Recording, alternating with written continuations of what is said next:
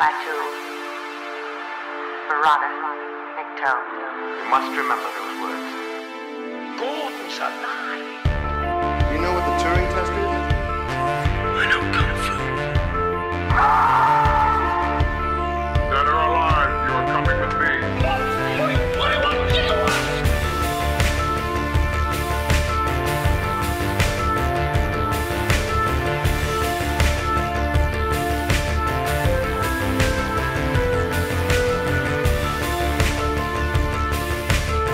My God, it's full of stars. Ladies and gentlemen, welcome back to Stories Out of Time and Space. I'm your regular host, Scott Weatherly, and as always, I'm joined by Julian Darius. Julian, how are you doing? You okay? I'm great. I'm just fine. And this capitalist excess is serving me fantastically. What about you? I am wonderful, thank you very much. I'm doing great. And, yeah, I think, well, having watched this film, I feel like we both should be committed to at least some sort of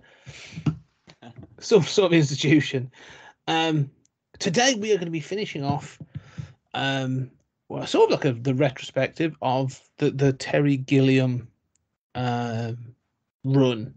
By the time you listen to this, you'll be listening to the two retro episodes that Julian and I did originally for 20th Century Geek, in which we looked at Terry Gilliam's Imagination trilogy, or his Age trilogy, which was Time Bandits, Brazil, and the Adventures of Baron Munchausen. And so today we're going to be topping off with another sci-fi Terry Gilliam film, 12 Monkeys from 1995. And before we get into everything, so Julian, what's your first? Did you cross paths with this film initially, and what are your first thoughts? I don't remember if I saw this in theaters, but I certainly saw it soon after. And I liked it then, and I think I like it even better now. What about you? Yeah, it's one of those. I remember this coming out mainly because of the poster. And weirdly, because, well, not weirdly, I suppose I know this because it came out the same year as Die Hard 3, Die Hard with a Vengeance, and I was on a bit of a Bruce Willis kick at the time, and going, like, oh man, I've really got to go see 12 Monkeys, and not seeing it till it came out on video, and then thinking, this isn't what I expected, but kind of liking it. And I should say, coming back to it now, I do like it. I do think it's a very different film. Not entirely sure, and I'm interested to talk about this. It achieves what I think Terry Gilliam wanted it to achieve, and oddly, I think Terry Gilliam is a bit of a detriment to this film. But we shall get into that.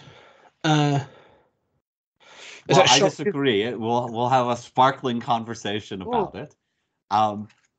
Do you want to do the plot summary? Do you want me to? No. I've got the plot right here. I've written this out. I think it makes sense. So, 12 Monkeys. In 1990, a confused man stating his name is James Cole, Bruce Willis, is committed to a psychiatric hospital. He is claiming to know the future, and that in 1997 a virus is released that kills 5 billion people and drives the rest below the surface to live. His doctor, Catherine Rail, Madeleine Stowe, believes he is delusional. Fellow patient Jeffrey Goins, Brad Pitt, is more convinced. Cole believes he is from the year 2035, and the human race is studying the surface world for signs of the virus. They have also discovered a crude form of time travel, which is why he is in 1990, not 1997. Cole vanishes from a locked room, only to reappear in 1997. He confronts Dr. Rayleigh and kidnaps her to help him look for the army of the 12 Monkeys, who he believes releases the virus. Steadily, Dr. Rayleigh believes Cole's story and helps him track them down. Eventually, they find them and find they have a plan, led by Goins. However, this turns out to be a plan to release animals from a zoo, not a virus. But then they get more information about a scientist at an airport. When they reach the airport, Cole is given a gun by another traveller from the future. Cole rushes to confront and kill the scientist, but is shot as he makes the attempt. In the same moment, a young James Cole sees a man gunned down in an airport. So there you go. It's a rough plot. I tried to there's more to talk about the whole thing, but very concise. I've tried to keep it concise because I know I have rambled in previous ones. So yeah, let's start this. And so, overall impressions then of 12 Monkeys. I think this is a masterpiece. I'm very taken with it. I think that it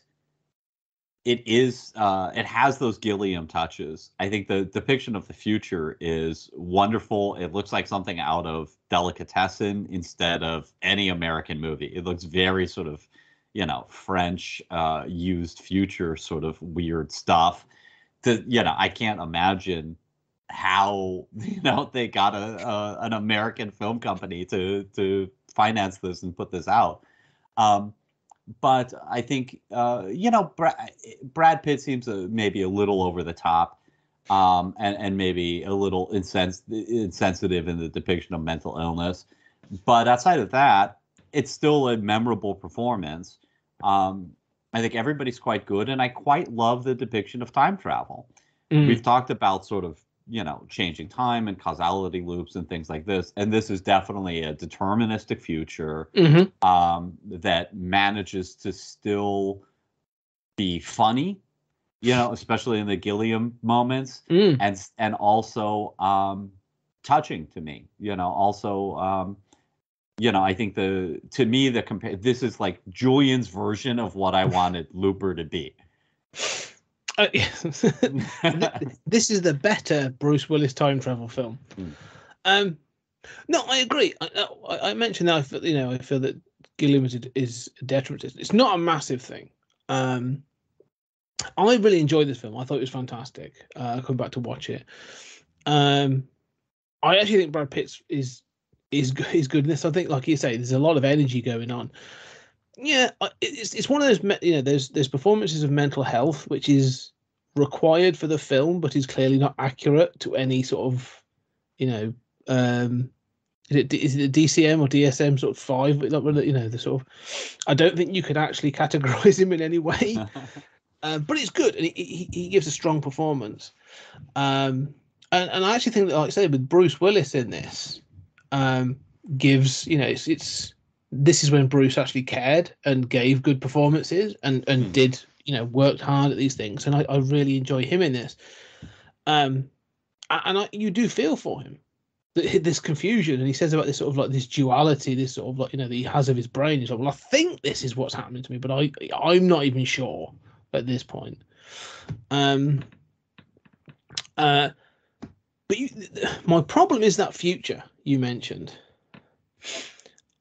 Because this is definitely a film of two sort of threads. The present, or the 90s, the sort of the modern, we should call it, is as you would expect. There's very little Gilliam in there. Like the psychiatric hospital at the beginning is a little bit like it. But all of that seems to obviously play into this idea of the future being delusional, and is he actually still in the hospital and all this other stuff. But the future is so Brazil, or like almost Brazil, that I'm like, it doesn't quite gel with this 90s part. Like, it works in Brazil because that's the world, that's the experience, it's a satire, and it's fantastic. But I don't know, it's little things that feel like Gilliam touches. Like when he's in the future and you have that orb, the big ball with the many little TV screens on it. Or for some reason in front of them they have that sort of like magnifying screen things just sat there. And they're all evident in other Gilliam things whenever he has those sort of futuristic places. But it's like, what point do they serve? It's like... Yeah. I found myself kind of wondering the same thing about, the magnifying field. I mean, obviously it's being looked through from Bruce Willis's perspective, that the camera is always following Bruce Willis. And so what we see is sort of the giant eye, and that becomes a sort of sigil, a kind of repeated motif. I find that even more. I find that much more odd, sort of on that orb, where it's like, yeah, why would you choose to display this? I mean, that's very strange to me. But I would say like the strangest bit is that he at one point he wakes up in the future and you're staring at a painting, what you don't know is a painting sort of held aloft, Yes. and then all of scientists sing a song to him. Yeah. And it's very Gilliam, but Yes.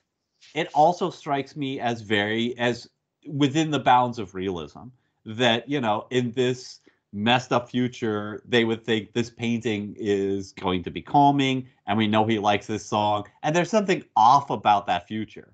And of course, that's kind of, you know, there's also the sort of like voice where it's like, is he crazy or is he not? And ultimately, he's not. But that is also sort of Gilliam, but again, within, for me, the bounds of realism, and works with the theme of the film. So for me, that stuff, there are a few, you know, finesses there. I mean, I don't know why they have to interrogate him on an elevated chair, you know, but it's cool. You know, Things like that. I was that the elevated chair. Like I could give myself justifications because they do say that he's been a violent criminal. Like they say, oh, he has tendencies of violence, so they bolt him into a chair and raise it up, and I'm like, okay, that means he can't attack them. So like in my head, I'm like, I've got a reason for that. But then, like you say, when he wakes up in the hospital bed and there's a painting, and then they all sort of start. It's the way it's shot as well. Like they all lean in and start singing the song, and they said, "Oh, well, you were talking in your sleep that you like, you know, we heard that, or your file say that you like this song, and so we were singing it to you." That is the oddest moment, and that is one of the ones I find incredibly jarring. Because then it's sort of that, you know, they're saying about it, it's because also that collection or chorus, whatever you want to call it, of scientists, they act almost like you know, they like always finish each other's sentences, and they'll sort of like they're like a chorus, aren't they? Mm-hmm. And that's very Gilliam as well. Like you know, they sort of act as almost like the Gilliam grotesques of the future. And so I find that, yeah, that whole bit feels weird. Like I said, the future is off, but like it's what, 40 years between the film and this future. And I know they're underground. It's one of these things where you sort of go, right, they were clearly clever enough and had the ability to go underground, save 2 billion people, and create this system of living underground. Yet they've got this weirdness going on. Like it feels slightly disjointed. And again, like I'm fine with it in the sense of like, you know, I know it's Terry Gilliam. I'm fully expecting something like this in the film. Not a problem. But it's like, does it need that level of weirdness for that to work? I don't think it does, but it still doesn't bother me. I mean, Right. I think you're right that it's jarring. And my first impression is sort of, this is jarring. This is very Gilliam. But then I sort of calmed down about it. And even within a realistic film that doesn't have Gilliam touches, jarring isn't necessarily a bad word. I mean, time travel, you know, I mean, it's pretty jarring to be like, oh, I guess Bruce Willis is in World War I. But that we pardon because it's time travel. I'm willing to pardon the Gilliam weirdness about this future in the sense that we don't see that much of the future. I think it's true that we don't have an idea of really how that future operates. It's clear that they don't have like good food and good air and whatnot, and that there's a sort of weird social hierarchy going on in which people are kept in cages as prisoners and volunteer when they didn't volunteer, you know, which is very sort of Kafka-esque. But I sort of feel like because we don't see so much of it, I can pardon those excesses. And, you know, it seems like they're living underground. We find out that one of these scientists at the end, in this clever little twist, is on the plane and says she's in insurance. So it's clear, like, these are not actually experts, you know. They're sort of, now somebody has invented time travel, right? At least a crude Gilliam-esque form of time travel, which I think is really cool the way it's shown and presented. But I agree that it's hard for me to really imagine what that future world is like, or its society, or its level of technology. But I guess because we see so little of it, I'm able to kind of pardon that. Whereas it bothers me more in like Brazil, where I think, I don't understand quite how the society works or why you have dreams of a flying guy and a repairman who's a terrorist. And that seems more really out there. Whereas here, Gilliam seems much more restrained.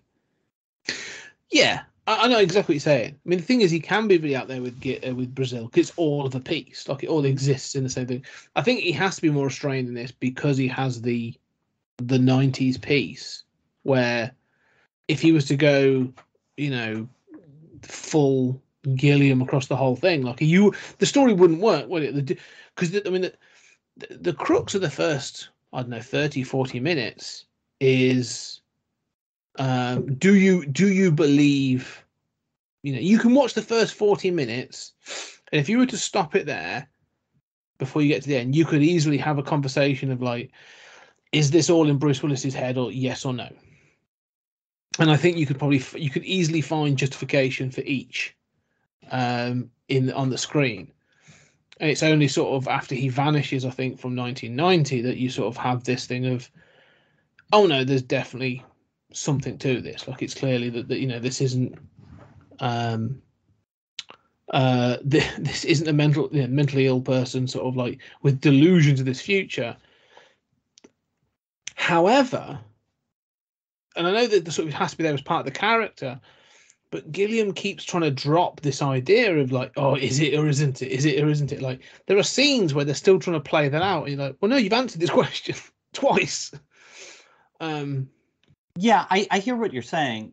I mean, at the same time, I kind of find those scenes later in the movie as more about Bruce Willis's struggle. There's a way in which those scenes those questions shift from doubts about the world that the movie is presenting and to a sort of character struggle of the doctor believing in Bruce Willis. And obviously by the third trip through time, Bruce Willis is convinced it's all a delusion, and she and Bruce Willis have utterly switched roles. And as somebody who,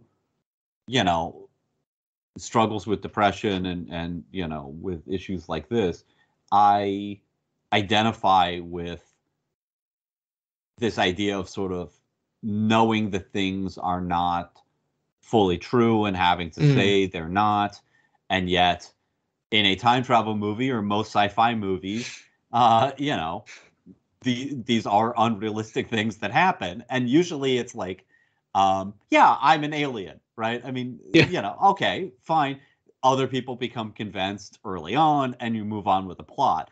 Here, she becomes convinced over time, correctly, and I think it's done pretty well.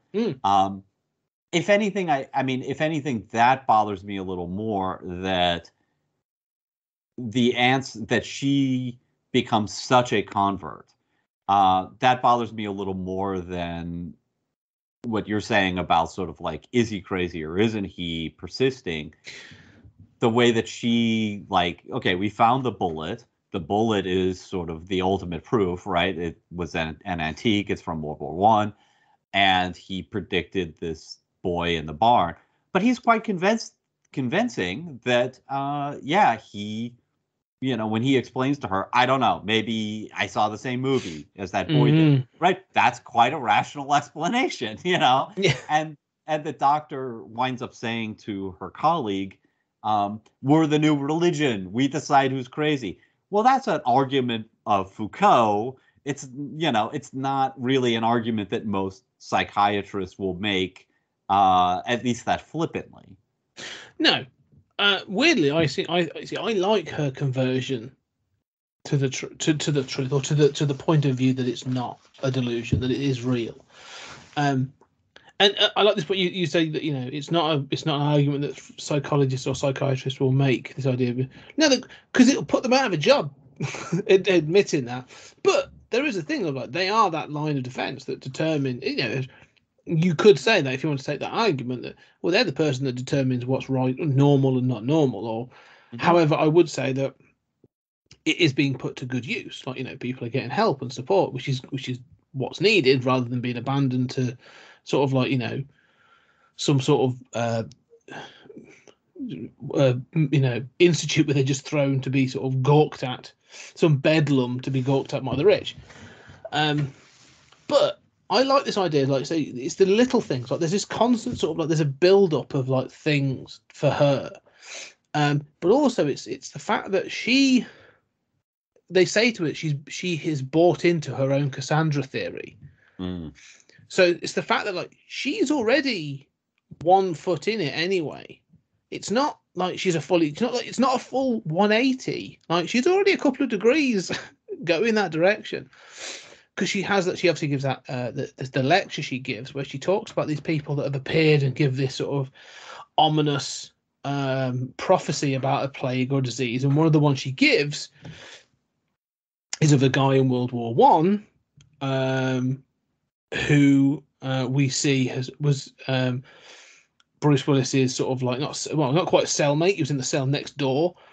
And he got flung back to World War One, and he managed to get a uniform, and he got injured. But he makes all these provocations about 1997, as Bruce Willis is doing. And she's studied all this. And, you know, in all honesty, if you see pictures of World War One, there's a picture of this guy being carried away, and there's a naked Bruce Willis sort of reaching out, and it's in the trenches, and so it looks like it's part of the hospital. Like, you would probably just go, yeah. It was a messed up time. There may well have been a naked bald man crawling around in the mud. Like, you'd probably go, well, that's crazy, and then move past it, because that's not what you're studying. But that's, to me, that is the final sort of nail in the coffin for her. Is you have the bullet, she then gets the story, and she's like you say, she's saying to him, you guessed this was a hoax. This kid was in the barn the whole time, and so on and so forth. And that's when he's going, well, no, you know, there's other reasons for this. And that's when she runs off, and she pulls all of her research down the wall, and she finds that photo, and it's clearly Bruce Willis in the trenches in 1914. And that's the deciding factor, when she's like, oh no, like, this is true. Like, I have, in black and white, I have evidence of time travel now. And so she sort of fills the gaps in herself at that point with trust, where she's like, well, if that's true, I'm going to take it at the word that the other things are true as well. Well, and she's also not seen, but Bruce Willis has disappeared in the water just before he was captured. So, but you're right about that photo. I do think that her lecture at the beginning is a little, easy. It's always like, but it's better than other films, right? Like in a Michael Bay film, it would be like, throughout history, man has talked about Arthur, and here are these photos of, Arthur with Transformers, and it's like, how did you not put this together? How do you have all of the evidence right in front of you? She does seem to have an awful lot of cherry-picked evidence that fits.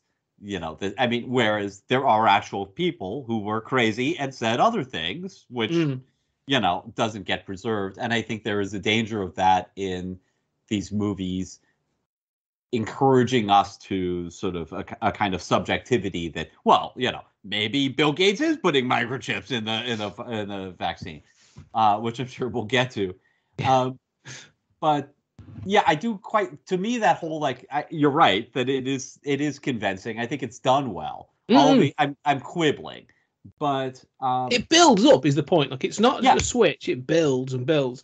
And there's moments that she sort of backtracks, and then she goes forward and stuff like that. So, I like the way it builds for her. But I like the thing about the Cassandra complex, because it, to me, you're right, that it never occurred to me that, yes, that would help her to be ready to receive the truth. It's used at the end of the film as a way of explaining why she would be crazy and sympathize with her kidnapper, which is another thing that happens, right? So in these kinds of movies, what you want is a convincing case both ways, right? Yes. At least for the general public. And that, I think that's certainly here. I think that it's well done in that respect. No, I'd agree with that. I think, And as it helps that the performances are good. 'Cause I think that one of the things I like watching this film as well is how well it all slots together. Like, this is a film that requires a pinboard and lots of red string. Like, and then I was starting to see, I'm sure there's things I've You've missed. seen my bedroom wall, haven't you? Yeah, yes, yeah. But you started, so you started with other time travel films and just slowly keep moving on. Well, we haven't even talked about that one character who keeps appearing in the background of all these time traveling films, as if there's somebody from the future sending us a message. But I won't go into that now. We'll do that as another bonus episode.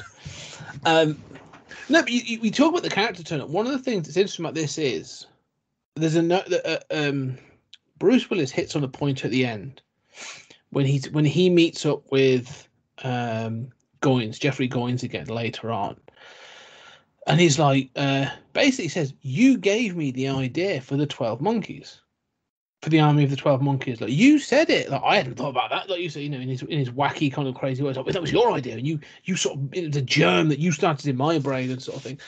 And that's when Bruce Willis is like, "Christ, I killed 5 billion people. Mm-hmm. Like, it's my fault. Like, I put this idea out there." And then you get into that bootstrap paradox, don't you? Like, well, Bruce Willis knows of it because it happened, but it happened because he started the idea. So you get this sort of like round and round. But then even like in true Gilliam fashion, that rug is then pulled. Because you find the Army of the 12 Monkeys. It's Jeffrey Goins and those eco warriors. And I remember the 90s for eco warriors way more. They don't seem to exist as much anymore, but like people like, chaining They're themselves still out there. People chaining themselves to trees and letting penguins go free and all this other stuff that didn't really go anywhere. But well, I mean, I think it's morphed into other things. I think what's funny about that is I was sympathetic to those issues before then, but I was an ardent meat eater. I love my lamb vindaloo. Yeah. And now I'm a vegan, and I'm like, my problem with letting animals loose from the zoo is they were raised in captivity, and they're going to die on the street. Yeah. But yeah, I mean, if you want to, dynamite a whaling ship, you're probably helping us. The only thing I worry about is does the oil spill in the ocean. But I mean, yeah, I mean, Brad Pitt is a little bit of a enfant terrible, sort of out to make trouble. But yeah, I mean, if anything, I feel like I've evolved a lot closer to this film's eco-warrior attitude. Which is definitely there. But there's also an argument to say, like, it's not really like that. The idea would have come from eventually, sort of thing, possibly. But as we see, Goins isn't really being driven by a pure altruistic eco agenda. He just wants to get at his dad, played by Christopher Plummer. So you keep getting these like rugs pulled, and then it's obviously at the end we find out that it isn't a virus; it is them just setting animals free from the zoo. 12 Monkeys, we did it. It's all in. Is it Philadelphia? It is, isn't it? Yeah. At the end. However, I can't remember the actor's name now, but I know from many of the films. But you do get the other scientist that worked with Christopher Plummer, who is the one that releases the virus. Mm-hmm. But then when you look at all the information that he's received, he was at the lecture. Mm-hmm. He is there. He obviously knows Goins because he's met him through Christopher Plummer. So he's heard this date repeatedly of 1997. Is it 7 or 6? I may be wrong, actually. I have to check. I think 97. 1996. Yeah. So there's going to be this. Okay, so the virus is going to be released in 96. So he's heard this date repeatedly. Mm-hmm. And so it's almost like he is fulfilling this prophecy that he has been told. Mm-hmm. But he's only been told it because it happened in 1996. So you do actually get the bootstrap paradox, but it's not the one that Bruce Willis thinks he has instigated. And in fact, it's his friend from 1914 that has actually instigated it, because that's the information that is used in the lecture that is then is and so on and so forth. So I'm going in that sort of crazy conspiracy theory thing, but you start to connect the dots in this film, and you go, "Oh man, this is really really intricate." It is, and yet it's also super simple. I mean, it's not hard to follow, and I mean, it's not clear. I think one of the things that's most amazing to me about this film is that it wants to disorient you.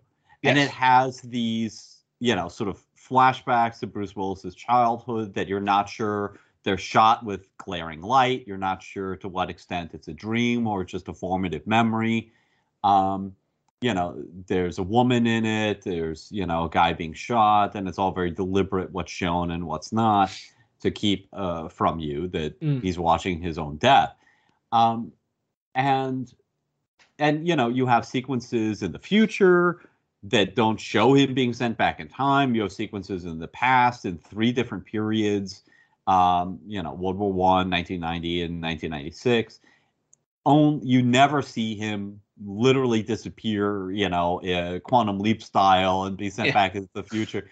So, I mean, this is a movie that is intentionally very disorienting, and yet it's remarkably not hard to follow. It manages to come together so spectacularly well. Oh yeah, it is. I mean, you can follow it, and I've just as at the beginning I laid out the plot in very concise fashion. I think I covered the major points. There are other minor points, but no, it's a very straightforward film without being linear. But all the information is there for you on screen. And at no point are you sort of like, and one thing is the primary cast is very small as well. So there's at no point do you have sorry, is that so-and-so? Is that the one who was on the scene before? Is that there's none of that. Like, it's literally, you've got probably 4 major players. And then, like you say, the surroundings, which matter less, but you get what they're there for. So I found myself thinking of the Bigelow film that we did, and how one of the things we said is that it doesn't signal to you what the importance of any scene is. And this is a movie that does a spectacular job of indicating to you what the importance of every scene is. Even though those scenes are jumbled, they're out of order, you don't know what they mean. You don't know what those flashbacks are. But it wants you to remember, oh yeah, we're doing that series of flashbacks, and you remember what's in there. You may not know whether he's crazy or what the Army of the 12 Monkeys is, but you know what the point of every scene is. It gets filed in your mind in a way that you understand, oh, character A did X, and the question they're dealing with is Y. It's very, very good at communicating the pertinent information, even while so much of it remains jumbled and a mystery. And I kind of marveled at its ability to do that. Yeah, I think one of the main things to really sort of hammer home is this film, as I say, it jumps back time, but it's still told, at least from Bruce Willis's point of view, he's your primary character, in a linear fashion. It's like weird because we're going to get there next episode, but it's like a Doctor Who. Yeah, you can jump around time all the time all you want, but you're still following one character's linear experience. Right. I know that the period in 1914 happens after his period in 1990. It's completely makes sense. It's not confusing. It's completely there on screen. Whilst I know there could be other ways of editing this or other films that have done similar things that will just, make a hash of that, I think. Yeah, and you could edit this. I mean, it would be a very different film. And I think a fascinating film. But I think it's wise to kind of ground it in one perspective. And that also helps with audience identification and for having, that emotional resonance that winds up working for me quite well at the ending. But you said Doctor Who, and let's get back to this causality loop. Because I know you're troubled by deterministic time travel much more than I am. In Doctor Who, it would be, timey-wimey. It would be magic. Nothing really matters. Yeah. Here, I mean, you have been in the past troubled by determinism. Are you troubled by it here? Do you find it? Yeah, I think I do. I do find determinism I understand it, and I get it, and especially from a storytelling point of view, I like it. I like it as a narrative standpoint, because the thing is as well with sort of determinism, like time travel is much more acceptable in a deterministic universe, because all you're doing is traveling back and forth. Like, these events are gonna happen. Nothing you can do about it. If anything, you're going back might actually be the instigator for that event, which it had to happen. Much like in this film, or even the Terminator. Like, you find out that the Terminator, The good Terminator one. yes. Well, it's a post-credit scene that is never really noted. But like at the end of Terminator, as Sarah Connor is being taken away, you find out that it is actually Cyberdyne where the end of it happened. So it's actually the Terminator going back, which instigates Skynet, so on and so forth. But with this, like you say, it's all there to be deterministic. There's no way he can change the future. But I'm a bit like Dr. Rayleigh in this, where she's like, I don't like this idea that everything I do has been done before. Like, everything I do is done. It's going to be done. It's going to have to be done. It's happened. It has happened, and therefore it will happen. Mm-hmm. And so, like, it sort of feels really sort of Deterministic. Yeah, claustrophobic is how I'd feel it. Like, there's no variance on, and we've said this about free will. Like, I could walk out tomorrow and kick a baby, but is that me kicking that baby has always happened. It's always going to happen, and it always has happened. And so, like, it's sort of like, all right. So why did I choose to do it? Like, it's.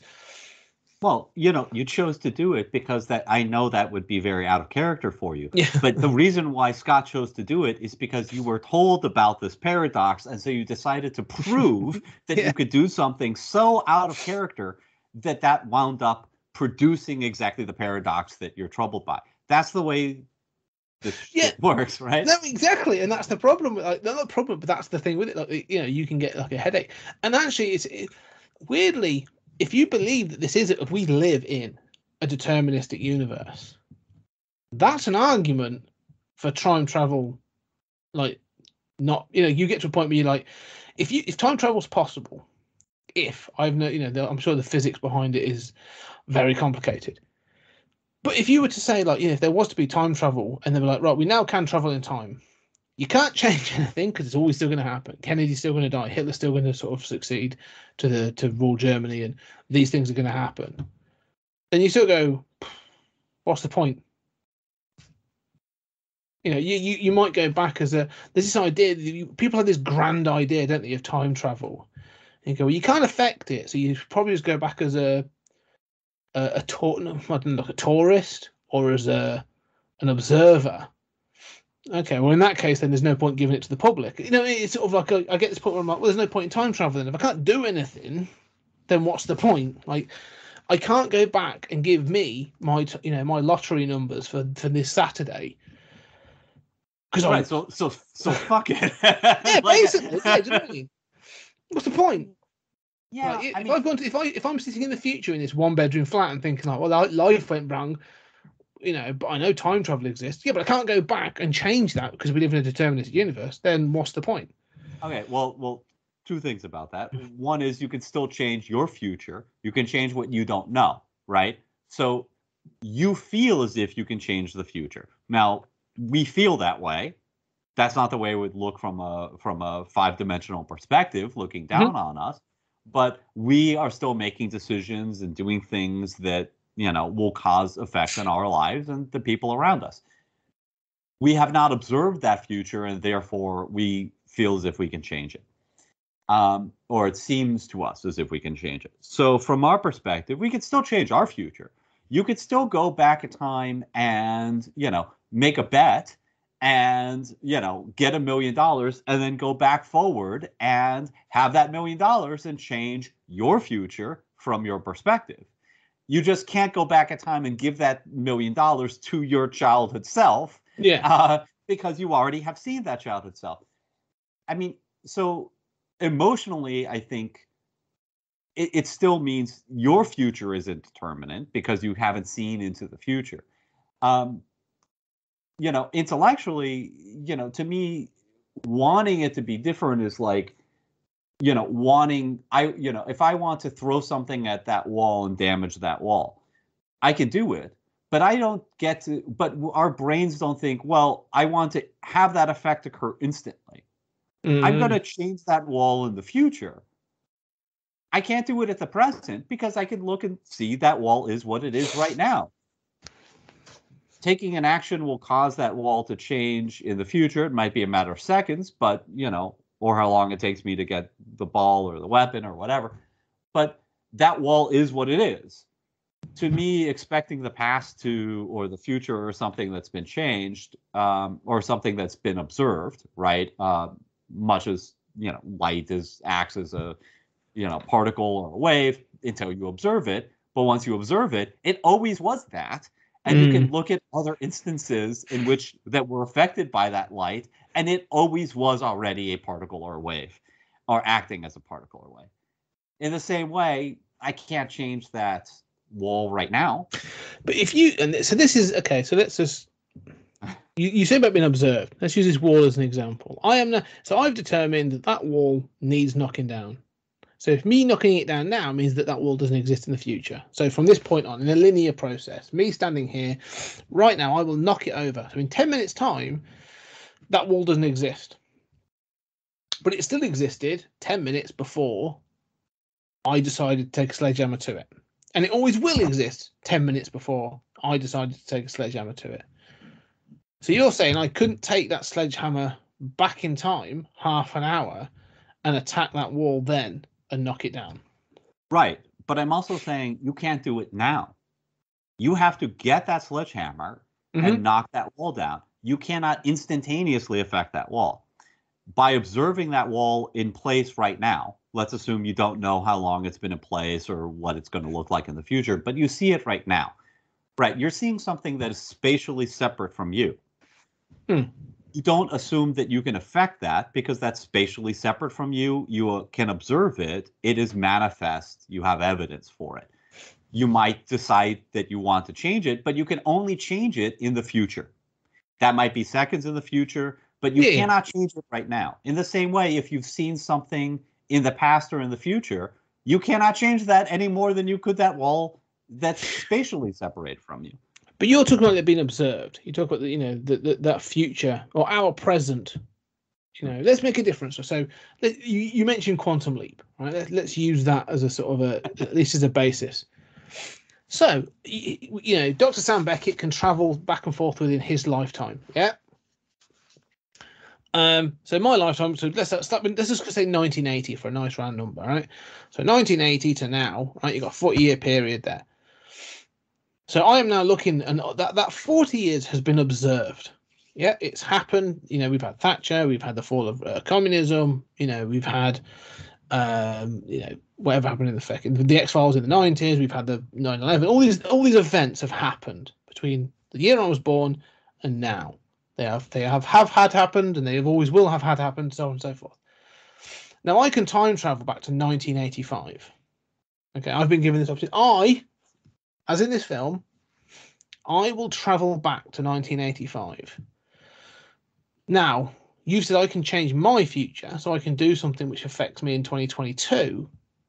So I can go, do you know what? I'm going to pick up this copy of whatever. Like if I really want to, I'll go back to 1938 or 1939 and pick up a first edition of Detective Comics 27, pop it in a box and keep it safe. But I'll go back to 1985. And I am placed in front of, let's make this really simple. I go back to 1985, and I appear in front of Margaret Thatcher, and I have the opportunity to, let's just say this is going to be bizarre.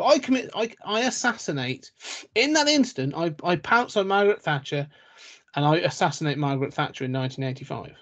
If the British authorities have nothing better to do than to listen to stories out of time and space, this is hypothetical. It's still completely hypothetical. Right. And she's dead now, so there's no crime. And also in 1985, they were too busy. They were too busy beating up poor people in the housing estates.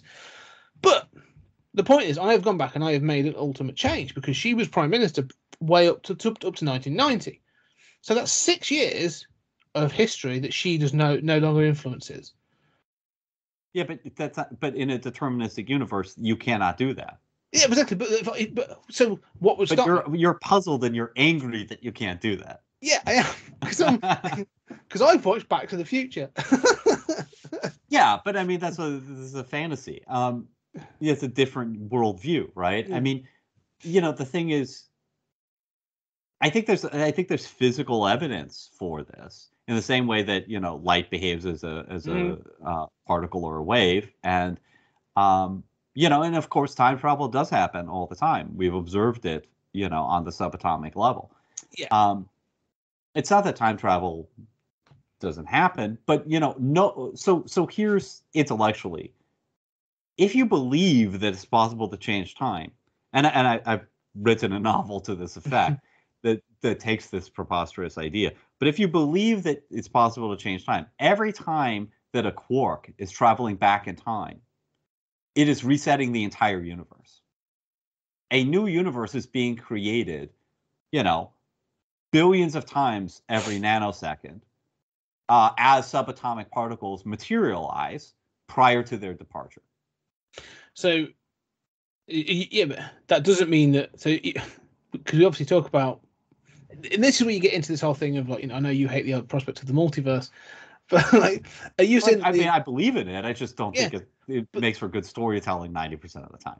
No, but if that's the thing, though, if that exists, and we exist in one of those, every time those quarks are going back and forward, like surely that resetting isn't resetting us; it's resetting and creating a brand new one. It's like, well, in this one, it's resetting the whole universe. It's creating a new timeline. It's just a timeline in which a quark is there in a different place or something. But hasn't that quark gone? But don't these things? And I don't know enough about this, but aren't these quarks going forwards and backwards? Yes. So although it's going backwards, it still travelled. So it has. So you're saying that quark, whatever, has also experienced the entirety of human existence. What I'm saying is that when a particle appears, we can observe a particle appearing prior to its departure. Mm-hmm. It will then disappear very quickly. It does not stick around because it went back in time. And then now there are two of them, and it doesn't have to. No, it's a deterministic universe in which it must go back in time to have appeared. In a non-deterministic universe, that need not be the case. In fact, that shouldn't be the case. You should just have, quarks and particles just multiplying ad infinitum. But the other thing is, if it's not a deterministic universe, what I'm saying is every single time a particle goes back in time, it is creating a branch, a new branch. It's just not a branch that's based on, we think of those based on human decisions, right? Like, I decided to do X or Y. Well, that's a very human-centric way of looking at it. If, in fact, a new branch is created, at every single divergence, certainly by somebody arriving through time, that's, in fact, happening, more often than we can possibly imagine. And, you could square that. I mean, you could imagine that is creating multiple universes at not just at a geometric rate, but every fraction of a second, there are times a billion, multiple universe being created. You would have to believe that if you believe that time could be altered. I'm all right with that. You're like, I want to kill Thatcher. No, I know what you're saying. Weirdly, it's that thing, isn't it, of the complexities of this, and everything you've just explained them. You get into physics and sort of like particle physics and so on and so forth, and just maybe it might be worth at one point just to sort of really iron this out. We will get a particle physicist on to talk about this. But it is interesting to me, like you say, is a narrative step that there is a narrative choice that has chosen deterministic futures. Like there are time travel films that have this deterministic outlook, and then there are films that have a more non-deterministic view where we can change the future, and each one of those is usually sort of like a heroic outcome. The ability to change the future is the heroic outcome. Back to the Future, Avengers, Endgame, all those. But yeah. Yeah. But it is, isn't it? It's the hero changing the future. Like, that's the thing, isn't it? It's sort of like some sort of sacrifice. Doctor Who, Star Trek, right? We're going to Exactly. change the future for the better. The future can be changed for the worst, Yeah. but you're following the protagonist who wants to change it for the better. Exactly. That's the sort of like the hero narrative journey. However, really, whenever we see a deterministic future, it's a pessimistic ending. Like, Why? well, at least in film, is how I sort of see it. So, in 12 Monkeys, for example, like he is unable to prevent the spread of the virus and the killing of 5 billion people. Terminator, as we've said, it's sort of like, the going back of the Terminator is what instigates the research into Skynet, which eventually creates the Terminator, which kills the human race, and so on and so forth. I'm sure there's many more, and people could probably point them out. But it feels to me like, say, whenever you introduce that deterministic thing, it's introducing a more. It's always going to result in a or the narrative of this suggests it's a negative outcome, because we've gone back in time to prevent something. But both of these are sort of narrative bullshit, right? Because in the non-deterministic universe, oftentimes we've seen the universe be, the time stream, quote unquote, be, changed by a villain or an error. And then, but you're following the hero who's going to do it for the better. Why not follow the other way? So that's based on our bullshit, false narrative stuff. In a deterministic universe, what you're saying is true, but it's a product of needing to have conflict in these films. So if you want a killer robot from the future in a deterministic universe, there's always going to be a killer robot from the future. So you can get past that and create some Federation of Planets if you want, but you can't undo. You can defeat that. There's no problem with that if you want to go that way, but you can't undo that threat. So it's easy to create like some messed up apocalyptic future and have that threat to the past. You can't then undo that. So I think that's just a product of needing conflict in these films. But I would also say that, like, Dark is an example of this until the terrible, problematic, let's say, third season. But, that gives an example of how you can use determinism that isn't pessimistic without spoiling the plot too much. Somebody, like if you go back in time and you become your own father, figure, right? Not biological father, because you couldn't do that, but you adopt this kid who's struggling. You always did that. If the kid, you become your own father figure. If that kid then realizes who you are, he decides to sacrifice and knows how his father died. He decides to sacrifice himself by going back in time to be there for himself. That's a sacrifice. That's a noble thing. And I think that's every bit as noble.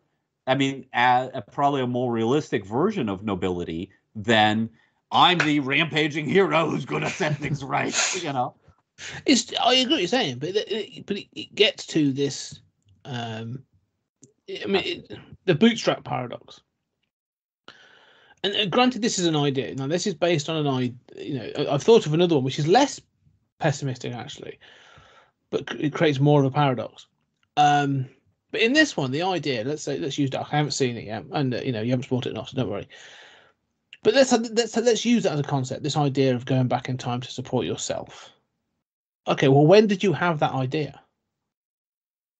You were never given that idea. You just figured out, oh, okay, well, this person who was my mentor is me from the future, so therefore I have to go. So therefore, it worked out. I'm great, so therefore I have to go back in time to become my own mentor. Well, you never organically had that idea. You only had that idea because you'd already made that decision to go back in time to be your mentor. So you get that paradox of going insert that circular paradox. Now, a good example of this is a film called Christ, it's Christopher Reeve, and I'm going to find it. But basically, he is able to travel in time. It's all about love. It's, you know, it's soppy bollocks, but it's actually not, it's not actually a bad film. But basically, at one point, the lover gives him a pocket watch. Mm-hmm. But she only has that pocket watch because she was given it by him in the past. Mm-hmm. So that pocket watch then he travels with her again for her to give it to him, to bring it back to the past, to be given to her. So you then get this loop of this physical item. Mm-hmm. But when was it built? What does it age? Well, see, that's a separate issue, right? So that is an objection that I often have to deterministic loops. Usually, as you see in sort of, you know, Star Trek, Doctor Who kind of stuff, but sometimes in film too, where you have the problem, you know, it's not that watch couldn't have been built, but you have the problem of aging, right? Exactly. And that's often true where somebody goes back in time and, like, you know, actually was that person, you know, where then they went back in time and become that person again, and, you know, that watch should be ancient, and in fact, you know, that watch is a different watch when it's an older watch. You can't do that and think that you've really set up a deterministic loop. That's not actually deterministic. No, that's an abusive the idea. Yeah, exactly. But it's the point, is it? So it's actually just so you know, the film's called Somewhere in Time from 1980. We'll cover that on season 14 of Stories of Time and Space, when we're really sort of struggling. Funnily enough, Christopher Plummer's in that one as well, so he obviously likes time travel films. But that's the sort of, that's one I've seen thrown in there is, you know, but that's a physical item to give it a physicality, right. But you still get this idea of in this film as well, the idea of the 12 monkeys. You know, you can take that as well, is this idea of, like, even the date, this idea of the virus or whatever, but this date, but let's use the 12 monkeys. Jeffrey Goins doesn't come up with the idea of 12 monkeys. He does. He says to Cole, he says, well, you mentioned it. You gave me the name. It's a great. You gave me that germ of an idea. So that's where the 12 monkeys came from. But then obviously, you know, Cole's come back looking for the 12 monkeys because that's who he believes created the virus, and so that's what instigates the conversation with Goins for him to have the germ of an idea to then become the army of the 12 monkeys, which sets everything in motion. So this intellectual idea of the 12 monkeys, you know, the army of the 12 monkeys, where did it come from? Yeah, no one ever came up with it. It just exists. Well, but so I'll tell you what I believe, and I'll tell you, you know, I mean, the question is, every time we come up with ideas, where did they come from, right? I mean, it's not like you're looking, it's different than the watch, right? Because the watch is aging, it's a physical object. Yeah. An idea, where did an idea originate, is a much more amorphous kind of thing. I mean, I'll tell you, you know, I will defend, to your point, I will defend this having a problem with the bootstrap paradox. I don't have a problem with it intellectually, and with deterministic universes. My problem is that the more intricate they become, the more they become problematic. And so, you know, and it is exactly what you're saying. So, I mean, I would say that it seems to me that the universe is a consistency producing machine.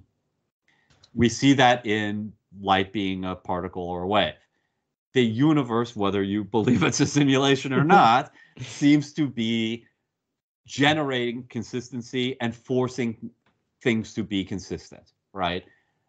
In this way, you know, if you observe yourself dead coming through a portal, you know, you will at some point go through that portal, and you're going to be like, I don't want this to happen. I'm going to get as far away from the portal as I can. You may try to do that. suddenly your ship fails or whatever, or that action winds up producing the effect that you're trying to avoid. That will always happen. Yeah. The universe must make that happen, or it unravels. I mean, the universe will elegantly allow this to happen somehow. But you do get into this problem of like, well, how do we get to this as the simplest construct? What I'm saying is I don't have a problem with determinism and with the universe producing consistency. I do think as plots get more involved, how this would possibly be the Occam's razor universe simplest solution. In other words, if somebody creates a time machine and and it works and the physics works and they're going to go back in time and potentially alter something. Yes, they go back in time. They were always going to be there. They discover that they're not changing any time. Okay, I'm fine with that. But why would that universe be a 12 Monkeys post-apocalyptic universe if they hadn't already? I mean, it's conceivable, but it would seem that it would be simpler to just have that person die or not say those words to cause the 12 Monkeys thing. And that would be, if the universe, I mean, you know, we talk about evolution as if it has will. If the universe has will and is producing consistency, it could find a simpler way to do this. Yes. That's all. That's where I would agree with you about problems with the bootstrap thing. Yeah. But and again, in the film, it's almost like, you know, to go back to the sort of Gilliam-esque idea, it's quite clear that like he introduces some of these ideas just to be a pain in the ass. Give me an example. Well, that exact example, like you say, like this, because even Bruce Willis at some point is like, did I tell you about the 12 Monkeys? Like, I don't remember it. And if you go back and watch it, like it's mentioned very briefly in passing between their conversation. Like, it's not a point between them. Mm-hmm. And so, you know, so going saying all this, like even Bruce Willis is like, I don't think I said anything about the 12 Monkeys to you. Like, you were too busy being crazy. But it's there. Like, you are then presented with this problem because that's what sort of drives part of the, you know, the arc for Bruce Willis's character when he sort of feels that he could be the one that's guilty of the killing of the 5 billion people. Like that's when he's like, no, it can't be true. Like, this has got to be a delusion. That sort of drives part of his arc.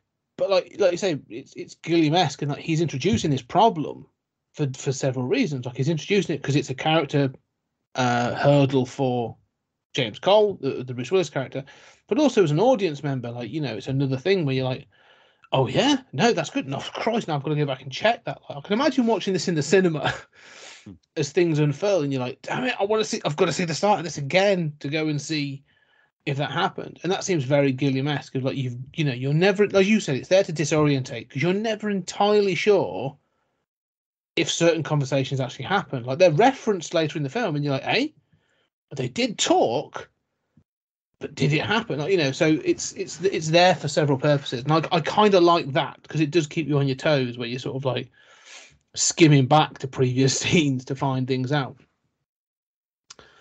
But also, I mean, Bruce Willis is doped up, and it could have happened off screen. Like, we don't know what you know. You can imagine it from his point of view. Like, what the hell did I said some of that, but like, did I mutter? I thought this guy was crazy. Why did he fixate on that? Yeah.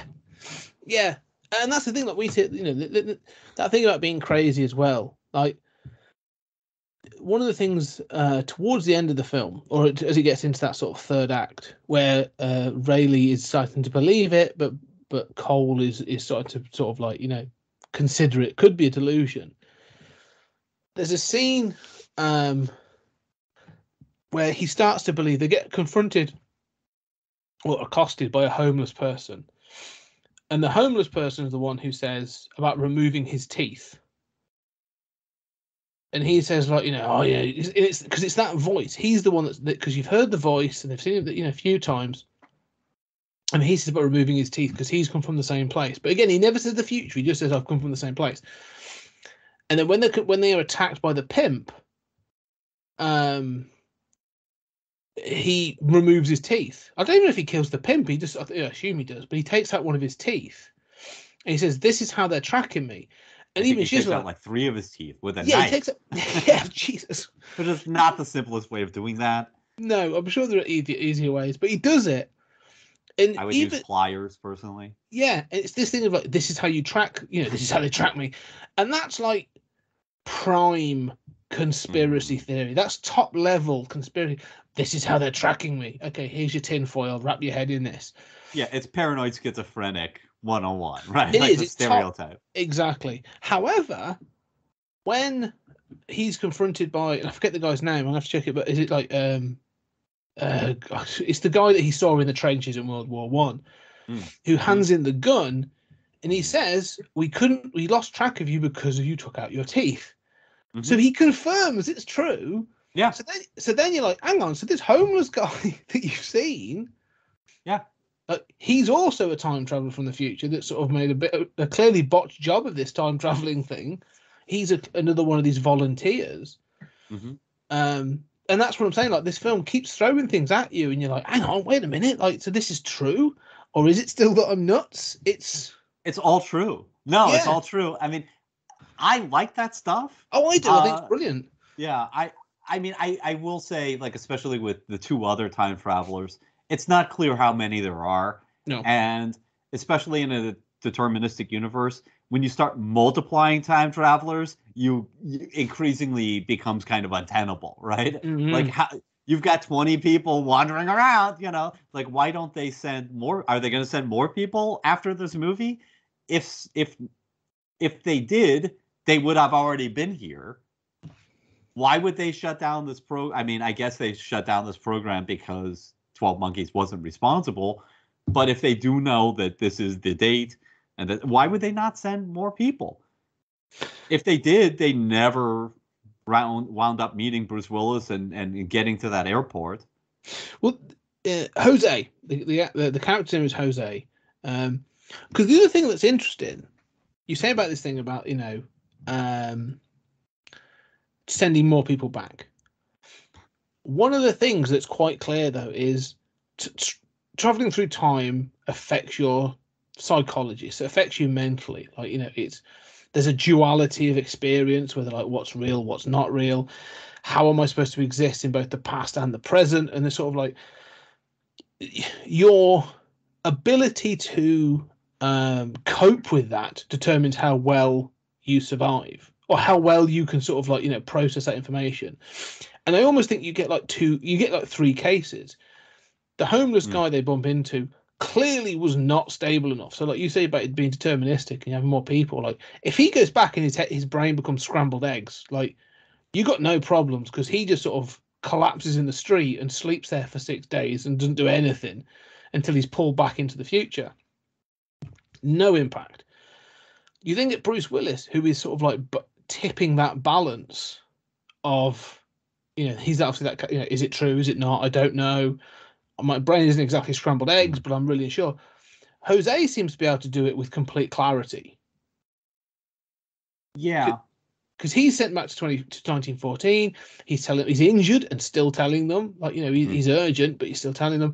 But then when he appears in 1996, like he's able to repeat information from the future.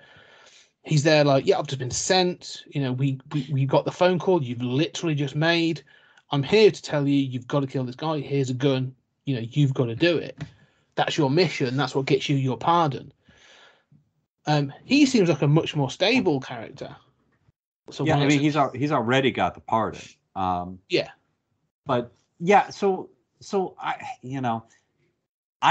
think that the crazy guy with the teeth out, when you hear his voice in the future, it's before he went back into the past.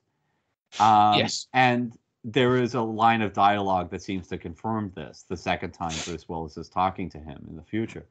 Where he's like, "Oh, you saw me?" Yeah. And it seems to me that these represent, possibly what you're saying, but it's also true that like that guy is somebody who has seen the opportunity to just, I don't give a shit about your mission that you drafted me into.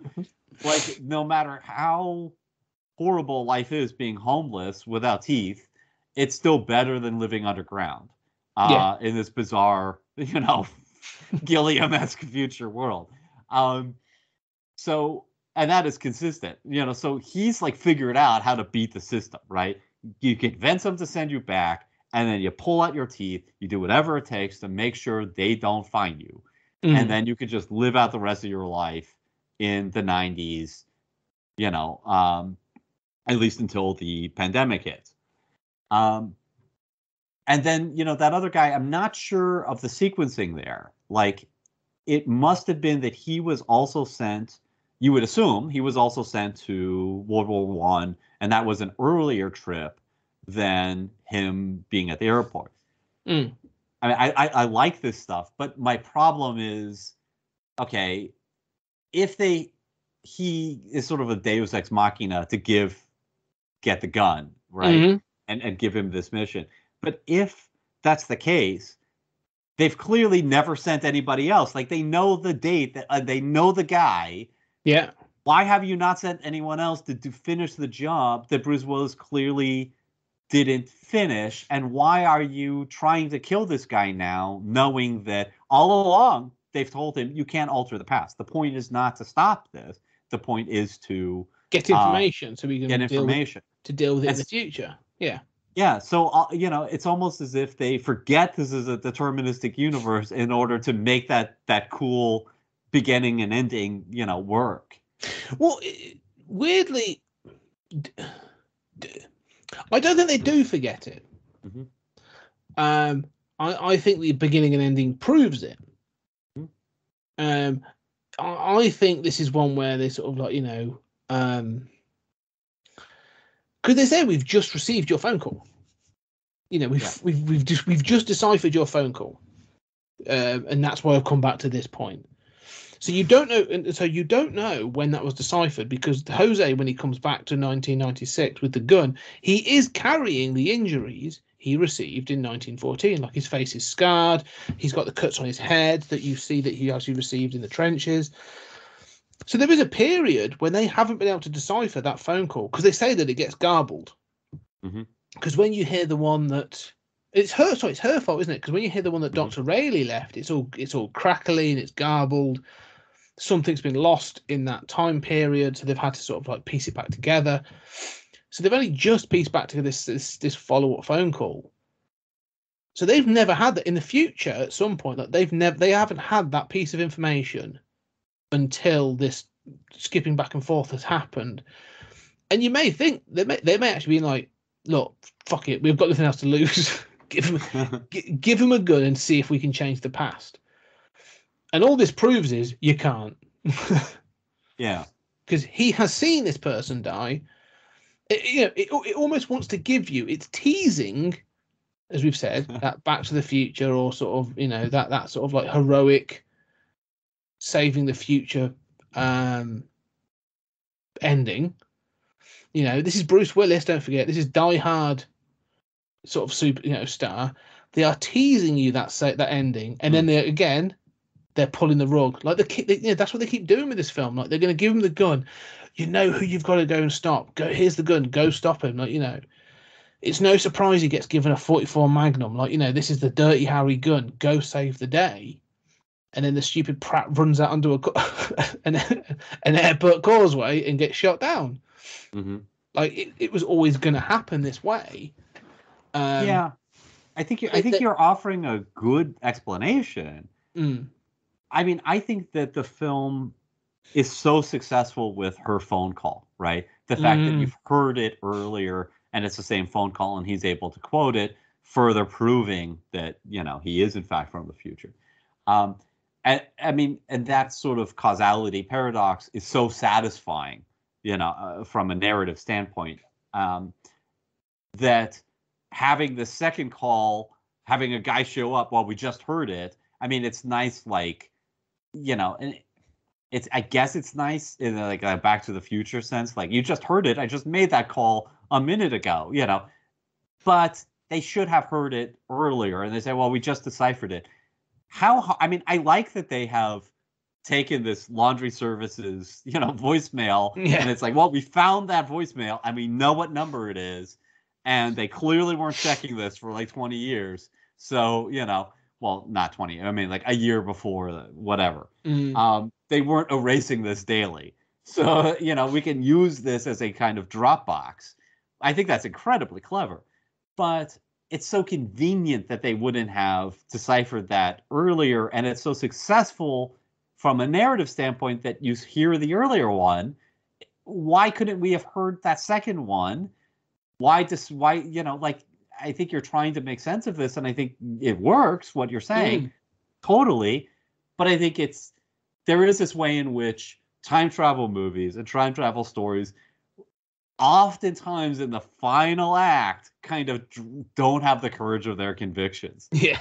And, it's like, watch the determinism give way to another thing, or the time can change, give way to determinism. Here, I mean, why did you not decipher this message earlier? Why send that guy to give him a gun, which only makes sense.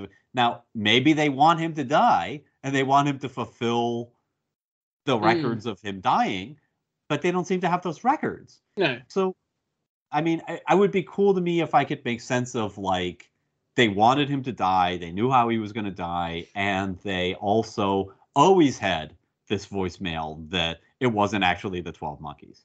But that I can't make sense of that. And to me, that's kind of like, yeah, you've made it work. You've offered the most convincing explanation, Scott, but it's still... But, yeah, it's one of those, like you say, again, and, I often lament that I do these, but, like, the Jose turning up doesn't need to happen. Yes. Because it's not him that actually... It's not Cole that determines who it is that is the threat. It's Rayleigh.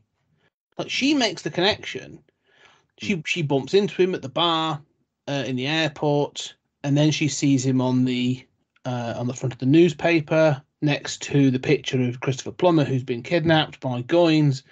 So it's all sort of connected. But she sees him, and she sees that he works at this virologist laboratory, and so like she's the one that makes the connection. And so, yeah, if you wanted to remove the time travel element of this like you say, this sort of Deus Ex Machina sort of gun and thingy, have it that like she convinces Bruce and he grabs a gun from a policeman, runs to, and that's when he gets gunned down. Mm-hmm. Yeah, he doesn't even need to be holding a gun to get gunned down, as we've all seen recently, time and time again. Yeah. It would take probably. He's white, so it would take a little bit longer, but still. But yeah, no, there could be. You don't need. He just needs to be convinced he needs to stop that guy, and therefore do something to in order to be gunned down. And I think that cleans that deterministic future. Yeah, you're completely correct. And it's cool seeing that guy again and having him, it's cool that final voicemail, like, look, I'm leaving, I'm not coming back, but it's not that. I mean, that stuff's cool, but it doesn't really make sense. And you're quite right. You don't need it. No. But it's a minor quibble, actually, because by this point I am, and I've quibbled by quite a few things, but I actually really enjoy it. There's a lot in this film. Because one of the things I wanted to talk about, and we are going to get to the fact that this film is about a pandemic. Yes. Yeah. We will get to that in a second. One of the things I actually want to talk about, actually, is Jeffrey Goins, Brad Pitt, and Christopher Plummer, and that relationship. And how interesting it is as a sort of like, there are 3 chapters to that sort of to that relationship. That when you first meet Jeffrey, he is in this really sort of like ramshackle, disgusting sort of institution, and he thoroughly believes that, like, well, when they tell my father where I am, he's going to come get me out and get me to one of those really, wonderful places where they give you drugs and this and that. It's and he goes on that little rant. And you're like, okay, I don't even believe if this is true, if this is one of his delusions or, whatever. Like, you don't know. It's just he keeps mentioning these things, but it could completely be in his head. And then the next time you meet him in '96, like, he's in this massive house.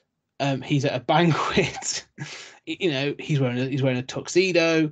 He's still doing the crazy act, and I kind of like. And one of the things I like about Brad Pitt, especially early Brad Pitt, is like the little touches. I recently watched Interview with a Vampire, and I was thoroughly impressed with both Tom Cruise and Brad Pitt in that sort of period and how good they were. But in this film, like Brad Pitt, sort of like it's not just his eye movements. Like he's wearing contact lenses to make his eyes look like squiff and stuff, and his hand movements.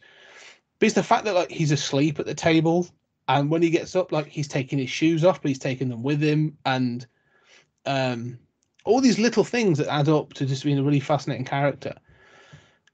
But then that whole scene again is like, you know, when there's like Bruce Willis is in like a boiler suit or whatever.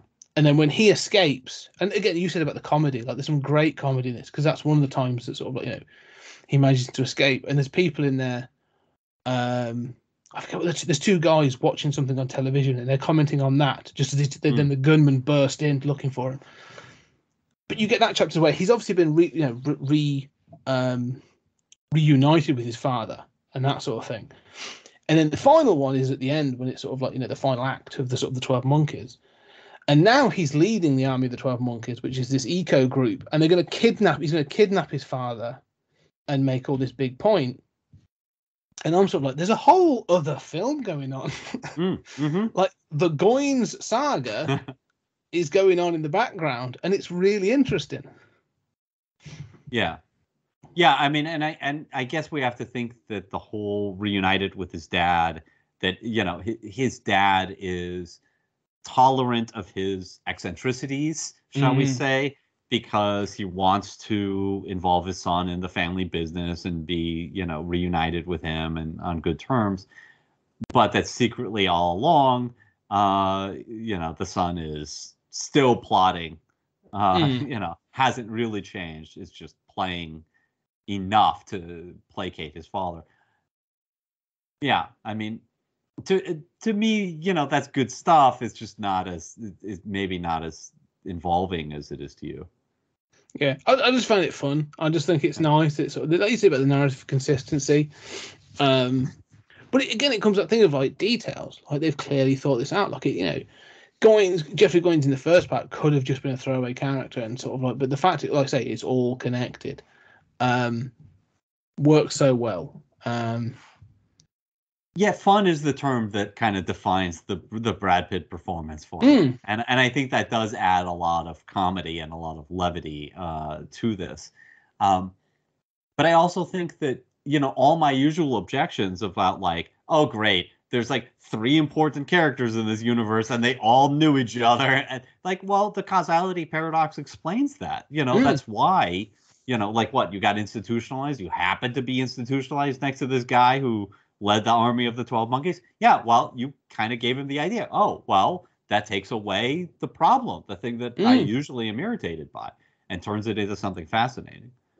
Yeah, and that's what I mean. The fact that it keeps interwoven. I mean, the thing is, when he returns that second time and he goes to the mansion, like the whole point is to go and find Goins anyway, because he's linked in with the virologist who is his dad. So it's the fact that, like, and it's also like the fact that, you know, it's one of those things we've said before, like everything's so close to the answer in this. Yeah, they don't find the real answer till the end, but like, you know, yes, he thinks it's Jeffrey, but actually the father is the key. It's just a different employee that and do we find a motivation for why he does it? No. No, he's just an evil son of a bitch. He's just, you know, he wants to see the world burn. And he does seem like kind of, I won't say like sexually excited, but he does seem kind of like he likes the sort of apocalyptic imagery in that sort of presentation. And I sort of am left to ponder, like, how much was he influenced by this? He says that he has done similar work to the psychiatrist, and yet his work is in virology. It's not, you know, so like, is he researching, you know, visions of an apocalypse, or, you know, the Cassandra complex, or? Yeah, it's almost like it made me. Yeah, it's almost like a sort of, like, say, like a not a snide comment, but almost like a flirtation, isn't it? I feel like I'm working in a similar field. Wink, wink, nudge, nudge. It's also really cool, just as a directing touch, that like it comes at it's very memorable, and you remember when you see him later. And I have face blindness, I still remember him. He's positioned well, the audio's clear, so you do remember it. But it's kind of positioned in that initial scene as just a sort of like another ivory tower intellectual who's going to come up to the table and say like, well, I'd like to talk about my research. You know, it comes off as, egotistical. Yeah, it's because he's followed up by he says it, doesn't he? And then straight after, another person says, "Well, you might be familiar with my research." And things. So he is. He's just sort of like, you can tell from her point of view, he's just one of many that's done the same thing. Yes, no, that is a very good point. And I like at the ending, like you say about taking sort of like a pleasure in it, when he has to go through the sort of like security check and he gets it out, and the like guys like, "Oh, it's transparent." It's like, yes, but there is something in there. He's opening it up and. He even waves into that guy's face, and like you can see this. Well, it's even odorless. It's like all that kind of stuff is. He's just taking a pleasure in knowing that he's about to like release something at these different locations. Like again, because he's having he calls it business, but he's got the locations mapped out that we've heard. Bruce Willis has recited in the future that they know the tracking of where the virus broke out. That's really an effective scene, Yeah. I mean, that where the audience is able to kind of realize and go, "Oh," without any character realizing it. I mean, that's quite great. Yeah, and there's what I'm saying with this film. There's loads of little moments. Again, there's what I'm saying. Like it throws it out there, and all of a sudden you want to go back and go, "Hang on, Bruce recited some cities before. I've got to go back and check." And it is obviously the same cities in the same order because it's a sequential. That's the locations of the virus outbreaks. Well, what about that? Because we were talking about the sort of problems with the ending, that it sort of wanting to change the future anyway, and whatnot. The woman who you've seen in the future being on the plane and being in insurance, I've always taken that as a sort of wink, wink. Like, okay, first of all. It's just a coincidence, right? That's like one of these happy coincidences, or not so happy in this case. That's kind of pleasing, and I think it's also interesting that she's in insurance, so that kind of tells you they don't really know what they're doing, or suggests it's even more farcical in the future. And it's cool to see her outside of this dystopian context, and imagine yourself quite unaware of what's going to happen. But is in a movie in which nothing is a coincidence, is that a coincidence? Or does she actually, have they in fact deciphered that? I mean, I'm doing the thing we always do of overanalyzing, but has she actually deciphered that second phone call? And does she know that she was on the plane with that dude? The one thing I'm curious about is when you see her, because there's a 40-year difference between the release of the virus and the future. Does she look 40 years older in the future? No. But you see, Scott, they eat insects, and that's really good for preserving your life. Yeah.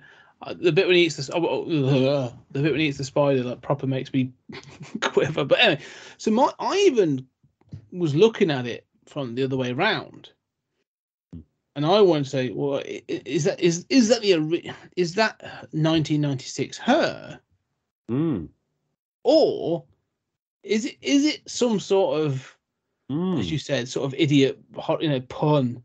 I'm in insurance, as in like, I've been sent back to make sure that either to make sure this happens or to try and prevent you, that sort of thing. That'd be very interesting. I should have thought of that. That's quite smart. It's when she says I'm in insurance that I'm thinking, especially for when you've got like an action star in the film, like you get those puns, don't you? Sort of like, Do you know what I mean? You've seen too many action movies. I really have. But do you know what I mean? That you get those sorts of puns where it's sort of, what job do you do? Oh, I'm in insurance. I'm in, risk management or something like that. When you sort of, then it'll pan to a montage of them killing different people. It just felt to me, I was like, okay, is she there for a reason, or is it that because because it made me question, like, well, why wasn't she killed by the virus? Mm-hmm.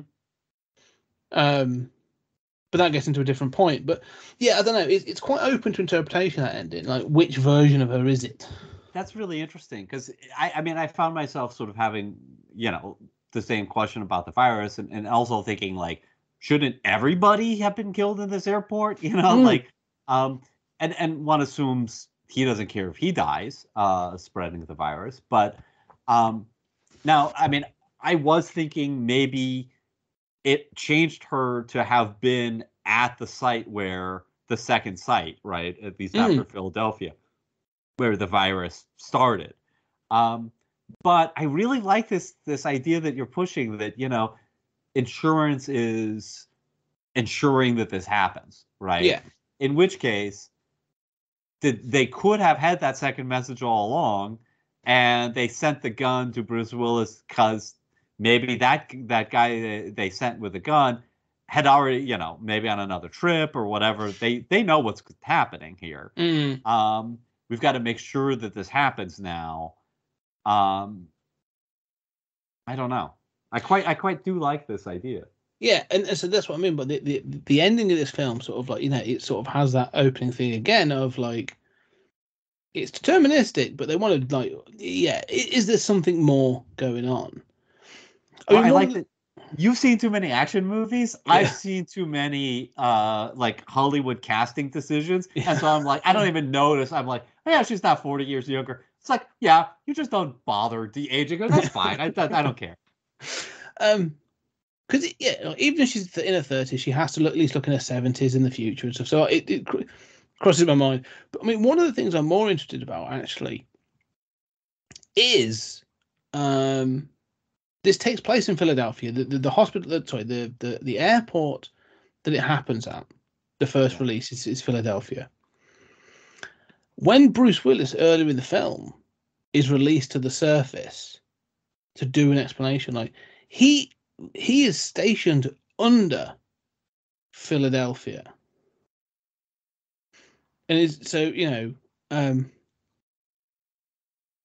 you never really get an explanation of how time travel works, because obviously there's the space time as well. Like, it's got to be, I don't know, but I don't know. The fact that he goes and walks the streets of Philadelphia, sort of, he sees the bear, which is then mirrored in the shop window, and the lion and so forth. When you see all that, like, his prison, who he's volunteered from, is under Philadelphia. So that again had me thinking, like, okay, so is that important? It adds into this point where later on it's like, is it a delusion, yes or no? Because he's obviously thinking about Philadelphia. But we know now that isn't. We now know that isn't a delusion. So is it? So you get like this, that over analysis. Like, okay, so is it him being in Philadelphia important? I don't think it is, but I like the fact that it's all in one, that place. Yeah, I do love the bear thing. I love, it kind of irritates me that like everything that's ever on TV is important to the plot. I think the thing that irritates me the most is the amount of press coverage for a kidnapped, kidnapped psychiatrist. It's like, would that even, that's like every update, it's like top story tonight, boy falls down a well and a psychiatrist has been kidnapped. Like, how about those heady days when the two biggest stories on the nation's news was a boy trapped down a well and a psychiatrist being kidnapped by one of their patients? Yeah, well, this was a period in which the biggest press story was the president got a blowjob. Yeah. So that's what we had to worry about over here. But that does kind of irritate me, especially about the kidnapping. But I do rather like, in the sort of like motif sense, the bear, and at one point you have the growl of the lion as he looks up and sees the same building, that both reminds the audience that, oh yeah, that's the same building, and also indicates some kind of trauma on his part. I mean, the Florida Keys advertisement, and they go away, and the Hitchcock Vertigo thing, I mean, all of this is done and very well. I that kind of stuff, I like the interweaving, and that sort of makes me, it sort of seems to work with that deterministic universe, that it's like, it's all of a piece. It's all going to be creepy like echoes of itself. So maybe Philadelphia is just another one of those, or maybe if we want to get into the weeds, as we were, like the fact that she is leaving the airport in Philadelphia suggests that's where she lives or has some sort of, base camp. And so somehow, she really founded all of this, and she's much more instrumental to the plot than we realize behind the scenes. Stay tuned for 12 Monkeys 2. Yeah, or there was a TV series which I've never watched, and I don't know, but it's the fact that you can watch this film and you can have these debates about sort of like, how much of this is important or is not important. Yet, if you want to just sit back and watch it, you can just enjoy this, and for a like a mind-bending sort of time travel thriller, like it still works on that level. And I think that's why this is such a good film, because it does it where you can dig into it and make all those sort of conspiratorial sort of connections, or you can just go film this, I'm going to watch this and enjoy it. I think that's very true. I mean, and I think it feels like, especially with that 12 Monkeys music and the end credits use the logo, like I think at the time, like it felt like a really innovative, out of control movie. And and now it feels like it's a very controlled, careful exercise that is careful in the ways that it's out of control. And I think that's really thrilling. We should say, we're not at 5 billion people yet, but we are over 5 million worldwide. I mean, that's, 4 orders of magnitude, 3 orders of magnitude. But still, it strikes me as oddly utopian in a way, this terrible future. Like, yeah. Oh, we found it's funny because, again, like I've seen recently, like watching this film now, when they were like, firstly, it's sort of this idea of like going underground, manage to control a virus, when we're like, oh no, open air is what you need. And is it clear that they're underground because the virus is in the air? I mean, there's no, I mean, is there no radiation? It's just, I know that, like, they say the suits can't be scratched. Is it clear that the reason they're not above ground is just the virus? It's sort of it's heavily indicated, because he's looking for traces of viruses in things. And he takes a water sample, then he's looking for insects and stuff to see if they're sort of suffering from it. But yeah, you have this notion of like, humanity united together and sort of like built these underground sort of things. And a similar thing I recently saw, sort of like a comparison to Watchmen. Like Ozymandias' prose, like we will introduce something that could damage the whole of society, the whole of humanity could be destroyed by this thing, and everyone will come together. And now you read Watchmen and you go, oh, poor Alan Moore, you were so quaint in the 80s. And this film feels the same. You watch it and you go, all right, well, it took 5 billion people. I don't even think that would be enough anymore. No, I don't either. I mean, and I think we knew that was quaint in the 80s. I mean, it's because it's based on an Outer Limits episode. But we never imagined, like, the first thing that would happen after the squid attack in New York was a counter movement about how the squid wasn't real and it was staged by the government. And, don't believe the squid became a movement that took over half our politics or something.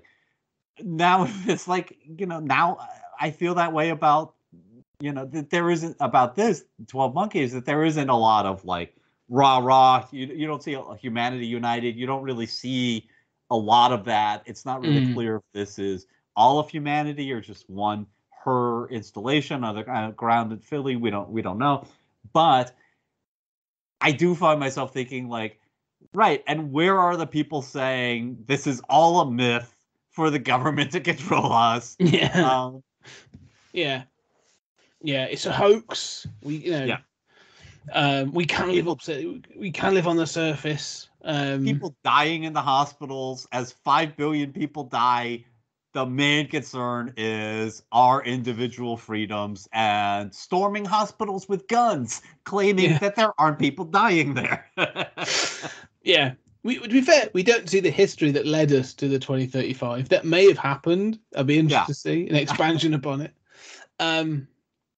It is interesting to watch this idea of a virus being released. Again, I'm going to go to action film as well, but like this was clearly in the zeitgeist a little bit, because you get other films like The Rock, which is the Nicolas Cage film, which again is like, we've got chemical viral weapons that we're going to release over a city, and is this coming out like the Gulf War? This idea of chemical and biological weapons in the 90s? Is this sort of like, was this like a growing fear at this period, like the mid 90s? I don't know. I mean, maybe. That's good. That's a good point about the Gulf War. I mean, certainly the first Gulf War, Americans expected chemical weapons to be used on our troops, and they really weren't. But that was anticipated, and our government threatened Saddam Hussein not to do it, but we all thought it was going to happen, and were nervous about it, and then we did it. But I would also say, like, to me, I'm struck by, I mean, there have been movies since the 90s, the Pandemic and Outbreak and stuff like that. I mean, there might have been Outbreak's 90s. Is that? Yeah, I don't know. Maybe there was something going on, but I mean, I would just say we all knew this was coming. I've known my entire life we were overdue for the Spanish flu or something like it, and heard lectures about how prepared we were and what the protocols were. Our whole lives we've known this was going to happen, and then people act surprised. As to whether there's something in the 90s, I don't know.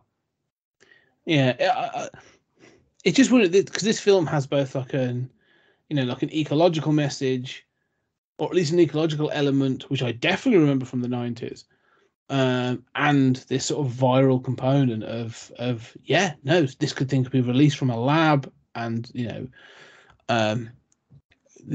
funny thing is, I'm watching this film now, and when they refer to Christopher Plummer as a virologist and they have to provide a little explanation, I'm like, that's right, I know what one of those is. I'm quite versed in virology in this day and age. It is interesting, but it just felt like pressing for now, but also like both the ecological message and the virus message, but also like I was just thinking, like you say, this is 20 years ago, 25 years ago, and I'm like, yeah. People were clearly worried about it then. Yeah. Well, I mean, all you have to do is look at the history of outbreaks, and we're overdue. I mean, we're overdue for a lot. We're overdue for a polar shift. We're overdue for a significant meteor strike. We've had a very lucky window, both. Yeah. In the last 30,000 years or so, to evolve writing and get to space travel and all this stuff. But we've also had a lucky window in the 20th century. But we don't think like that as a species. Is it a bad thing that I watch this movie and kind of think like 5 billion people dying, that's terrible? It might also be the best thing for the planet. And as long as we don't really have to stay underground, like in this movie, it might not be the worst thing. Yeah, there is a moment you go, yeah, when you're sort of with the villain and go, does he have a point? Yeah, I know. It's an odd one, like you say, sort of like, maybe, I don't want a virus release and wipe out 5 billion people, but population growth, resource consumption, is clearly the biggest problem we have. The damage we're doing. I recently saw an interview from Australian News with Elon Musk, where the interviewer was telling him about there are families that are making decisions between eating and eating, and he was like baffled. He's like, why? We have enough resources to make everybody like warm. What? Like, he's so detached from the reality of the everyday people. It makes you even more concerned. That you're like, yeah, no, these geniuses are going off and traveling in space, and everyone moans about it, but like, yeah, because they clearly don't understand. They're so detached from the reality of the everyday that they just don't know to put money into that, like, because no one's telling them. But yeah, and you see that when I always remember I think it was a study of bellhops and people who worked in hotels, where they said that if you work in a really ritzy hotel, rich people tip based on the number of bills. They don't know what those bills are worth. So it's like, should I be tipping you $500 or $5? I don't know. I'll give you 5 bills, and if those happen to be hundreds, great. If those are ones, you think I got ripped off. And you see these interviews where people are asked, what is the price of bread? What is the price of milk? Which I don't drink, don't think we need to drink, but it's a staple. And people, will be wildly inaccurate. And the more rich they are, the more it's like, the difference between $1 and 10 is relevant to me, but not a crisis if I have to pay $10. But to them, the difference between $1 and 10 is the same as the difference between $1 and $10,000. And the greater that threshold, the more you become completely out of touch. You say that. I saw a video recently of Boris Johnson being asked that exact question. They refer to it as a shopping basket question. What is their everyday price of bread? What is their price of milk? He didn't even answer. He just distracted and ends up talking about how, well, it doesn't matter what they're priced now because, once Brexit takes hold, they'll go down. And it's like, clearly that's not how it works. I don't know the answer. All I know is my government will make it decline. That was pretty much the answer. Yeah. Because he's an asshole and an idiot. Yeah. It sounds like a Trump answer. It is totally that sort of detached and uncaring answer. On this point, to the whole like pandemic thing, I do think that it is interesting that the virus is manufactured here. And I think that there's a certain, hubris in that, in thinking like, yes, it's the Frankenstein thing, it's the nuclear war thing, humanity will be destroyed by its own means. But in a movie that is concerned for ecology and animal rights, or at least superficially has those themes, the fact that, it talks about past pandemics and whatnot, the fact that it's an engineered pandemic rather than just something we're overdue for, that nature is stronger than we are. We think we're the masters of this planet. Yeah. And I think this plays into people who think, well, this must have been manufactured. I think you're totally right. I think pre-pandemic, I think the vast majority of any world-ending, movie, or even like a dystopian film, like, it's always caused by human action. Like, everything from Skynet, the petrol wars of Mad Max, all this stuff is always tracked back to, even like the most recent Planet of the Apes. the one with Andy Serkis as Caesar, and the end of the first film shows you the spread of the virus, which starts to kill off the human population. Man-made virus. Mhm. We constantly have this idea that we are going to be the sort of the architects of our own destruction, and then you get something like the COVID pandemic, and it's almost like the world going, "Oh no, that's my job, and when I'm ready, I'll wipe you out in a heartbeat." And we still are. You still have these ideas. I recently read a short story, which was written in 1909, which I do need to send you actually, called "The Machine Stops." And that actually has about people living in a honeycomb structure under the earth because they've wiped out all the resources and made Earth uninhabitable, and are reliant on these machines for it to. It's incredible. 1909. This story was written, and it has these ecological messages of saying we are going to completely plow through these resources and have to find another way to live. I love what you're saying. This is some deep stuff. And it gets me to one of my final observations, which is that this movie came out shortly before 9/11. And I think after 9/11, there was this period in which it was like, how quaint that you're worried about a virus. Yeah.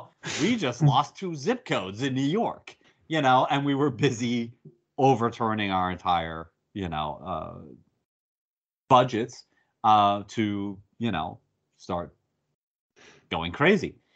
And we really went crazy for a while, and I think that in a way, post 9/11, this seemed sort of a naive and quaint film, and I think today it seems much more prescient. Today we look back and think, no, the idea that terrorists are going to destroy America or any major country is utterly absurd. They might inflict terrible losses that are heartbreaking, but those will not overthrow a country.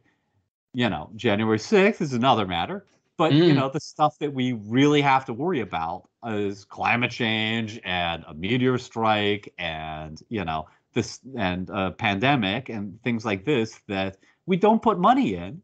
We took all that money. We said, screw hurricane research. Well, let's put that into stopping, guys wearing turbans. Well, again, like you say, I'm still aware of the time, but this again, it comes down to where the lobbying is. What do they call it? Sort of the industrial military complex has got way more influence in government in both our countries, in both America and Britain, than the scientific community. Like the scientific community are banging at the door going look, we have evidence that these things are going to happen and we need this help and we need to do more research. And then you get someone else going, yeah, but if you give us this money, we can sell more bombs to other country and then we can use those bombs we can make more bombs and we can sell those bombs and that puts up your GDP.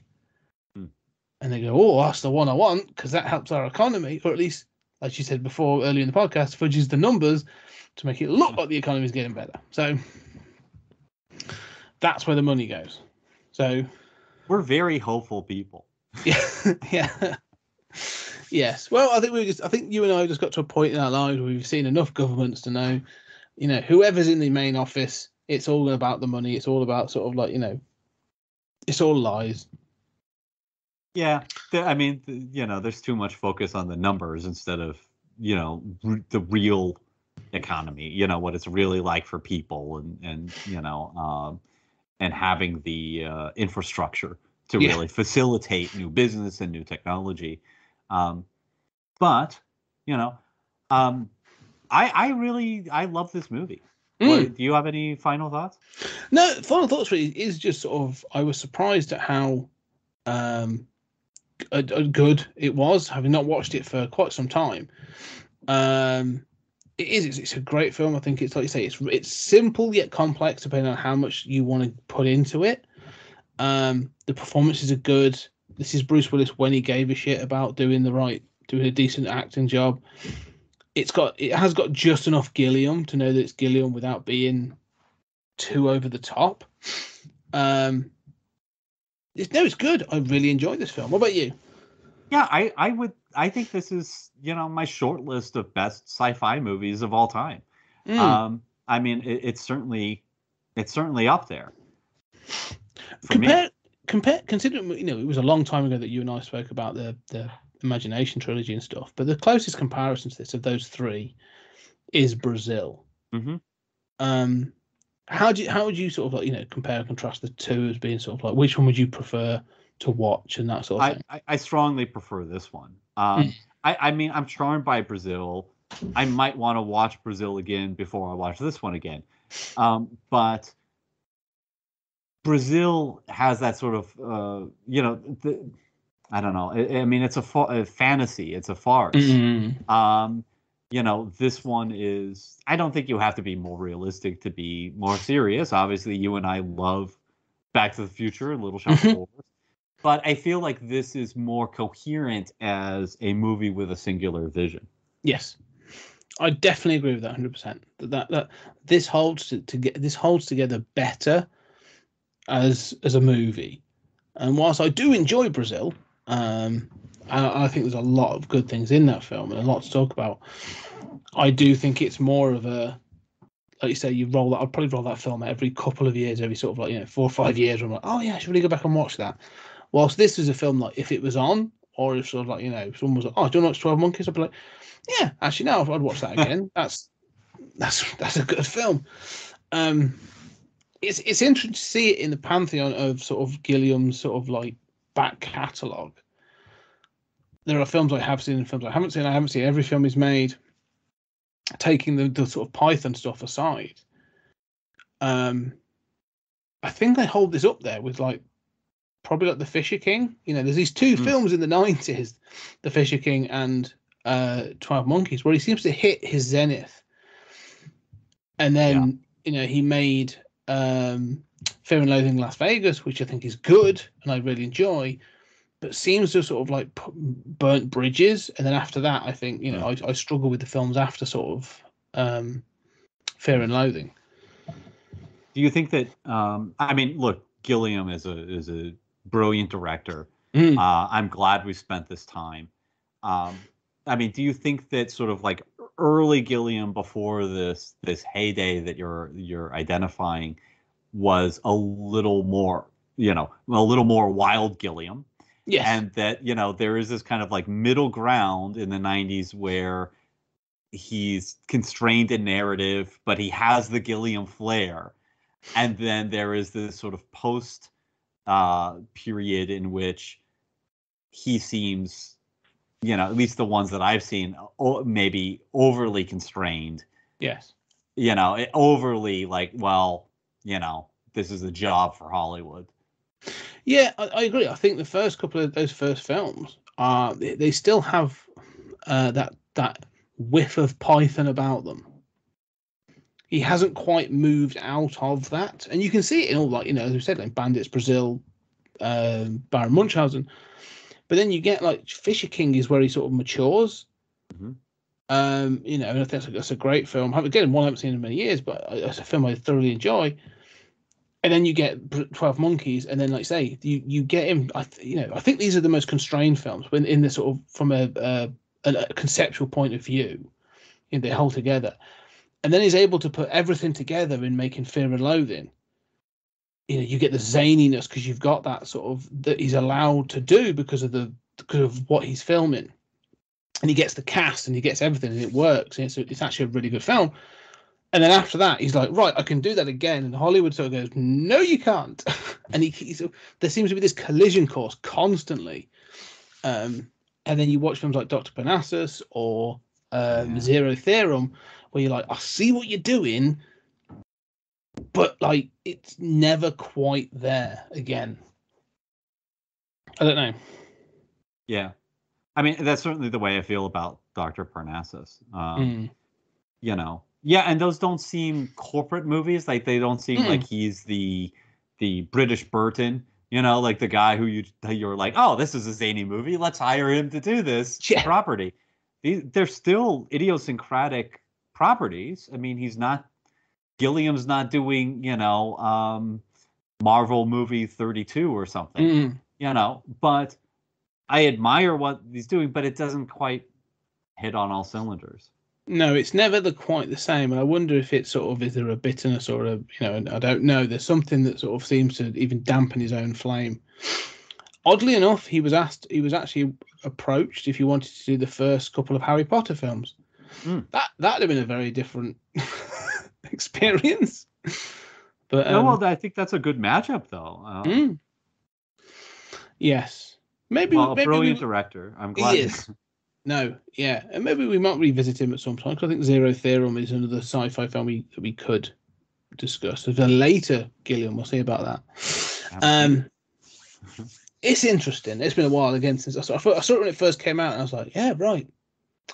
I haven't got the room to think about that right now. Anyway, Julian, as always, thank you very much for coming to talk to me about 12 Monkeys. I've really enjoyed this conversation, and it's a great film, and I'm glad we've sort of gone through the whole Gilliam back catalogue for this. But on the next episode, we're jumping back into our full-on bonus episodes. We're going to be jumping into the Blue Box with the Crazy Man, and we're going to be starting with the Hartnell Doctor. And the first story is going to be the Aztecs, and this is starting our Doctor Who classic era Doctor Who retrospective. So come and join us for that. That's going to be a doozy. But for now, thank you very much for listening. Come and check us out if you want to talk to us. I tell you what, if you're an astrophysicist and you want to come talk to us about time travel and quantum theory. At Pod Time Space, if you can do it in 120 characters, amazing. If not, seriously, drop us a line, because I would definitely like to be interested to talk to you. Be a fantastic, weird, and oddly sort of, I think it fits as a bonus episode. And obviously we've got the other sister podcast, 20th Century Geek, as a sort of it's me off doing my different thing. Go check that out. There, it's at 20th Century Geek. And also our Patreon. If you really like what we're doing, firstly, go leave a review on all the podcast catchers that we're on. Go leave a review, 4 stars, 5 stars. Appreciate all the feedback, and it's wonderfully appreciated. But also we have a Patreon, www.patreon.com/20 CG Media, and on there we do a weekly podcast called Trekking Through the Twilight Zone. This is me and Julian discussing each and every episode of the Twilight Zone.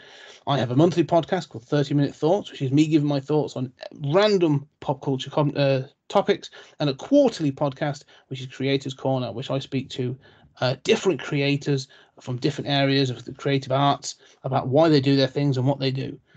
But it's all worth it. Some great hours and hours of content on there, some fantastic stuff. So go and check that out, all for reasonable prices. A link will be in the thing below. But Julian, any final things to mention? No, I think this has been great. I'm looking forward to the Doctor Who, and I would also encourage people to check out the Patreon. We really love doing this, and are glad when you can participate, or even if it's to spread the word on Twitter, reviews. Yeah. We love it. Thank you so much for listening. Yes, excellent, guys. Thank you very much, and we shall see you in the Blue Box on the next episode.